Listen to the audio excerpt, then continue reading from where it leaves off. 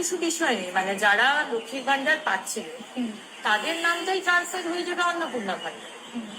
যারা 1000 টাকা বা 1200 টাকা পাচ্ছিলেন বা 1500 টাকা লিস্ট এক মাস আগে পেয়েছেন, আমাদের সরকারে আপনারা 3000 টাকা পাবেন। যারা যারা সিএ এর জন্য অ্যাপ্লাই করেছেন তারা পাবে, কারণ আপনাদের অ্যাপ্লিকেশনের রাস্তায় রয়েছে প্রসেসে। যারা ট্রাইব্যুনালে অ্যাপ্লাই করেছেন তারাও পাবেন, কিন্তু যাদের নামটা কাটা গেছে সেটারও ভেরিফিকেশন হচ্ছে, তারা কিন্তু পাবেন না। বাকি যারা পেয়ে এসছেন তাদেরকে আবার করে আমি শুনছি কেউ কেউ যাচ্ছে ফর্ম ফিল আপ করছে, আইসিডিএস কেউ কেউ যাচ্ছে ফর্ম ফিল আপ করছে, বা ডিএম অফিসে গিয়ে নাকি ফর্ম ফিল আপ করছে। এরকম ফর্ম ফিল আপের কিন্তু কোনো বিষয় নেই।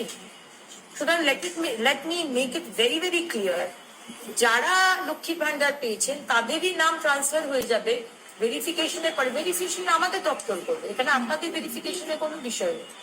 আর যারা ধরুন 15 বছরে পাননি, আরে বিজেপি করার জন্য আপনাকে দেওয়া হয়নি, বা আপনি খুবই গরিব কিন্তু তাও আপনাকে দেয়নি, তাদের আমরা শুরু করব। আমরা অলরেডি পোর্টাল খুলছি, এখনো কিন্তু পোর্টাল রেডি হয়নি।